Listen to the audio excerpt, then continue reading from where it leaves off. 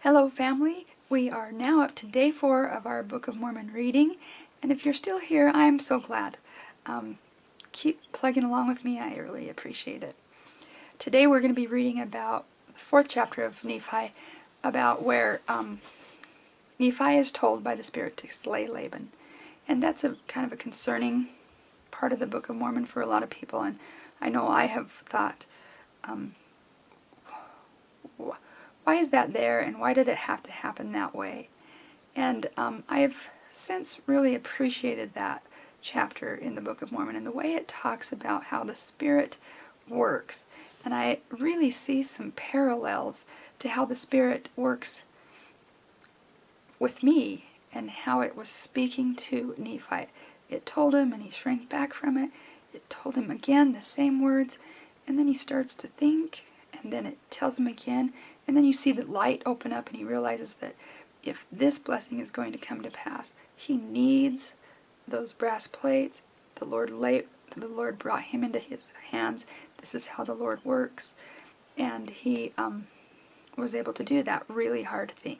So today we're going to be reading 1 Nephi chapter 4, verses 1 through 18. And it came to pass that I spake unto my brethren, saying, Let us go up again unto Jerusalem, and let us be faithful in keeping the commandments of the Lord. For he is mightier than all the earth, and why not mightier than Laban and his 50, yea, or even than his tens of thousands?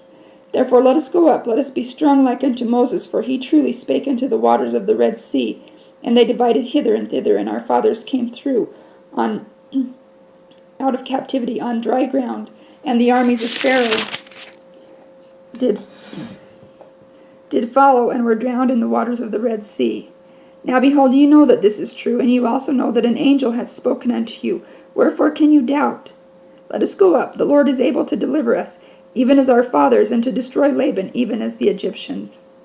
Now when I had spoken these words, they were yet wroth, and did still continue to murmur. Nevertheless they did follow me up, until we came without the walls of Jerusalem. And it was by night, and I caused that they should hide themselves without the walls. And after they had hid themselves, I, Nephi, crept into the city, and went forth towards the house of Laban. And I was led by the Spirit, not knowing beforehand the things which I should do. Nevertheless I went forth, and as I came near unto the house of Laban, I beheld a man, and he had fallen to the earth before me, for he was drunken with wine. And when I came to him, I found that it was Laban. And it came to pass that I was constrained by the Spirit that I should kill Laban. But I said in my heart, Never at any time have I shed the blood of man, and shrunk that I might not slay him. And the Spirit said unto me again, Behold, the Lord hath delivered him into thy hands. Yea, and I also knew that he had sought to take away mine own life. Yea, and he would not hearken unto the commandments of the Lord, and he would also have taken away our property. And it came to pass that the Spirit said unto me again, Slay him, for the Lord hath delivered him into thy hands. Behold, the Lord slayeth the wicked to bring forth his righteous purposes. It is better that one man should perish than that a nation should dwindle and perish in unbelief. And now when Nephi had heard these words, I remembered the words which the Lord had spake unto me in the wilderness, saying that, Inasmuch as thy seed shall keep my commandments, they shall prosper in the land of promise. Yea, and I also thought that they could not keep the commandments of the Lord according to the law of Moses, save they should have the law. And I also knew that the law was engraven upon the plates of brass. And again I knew that the Lord had delivered Laban into my hands for this cause, that I might obtain the records according to his commandments.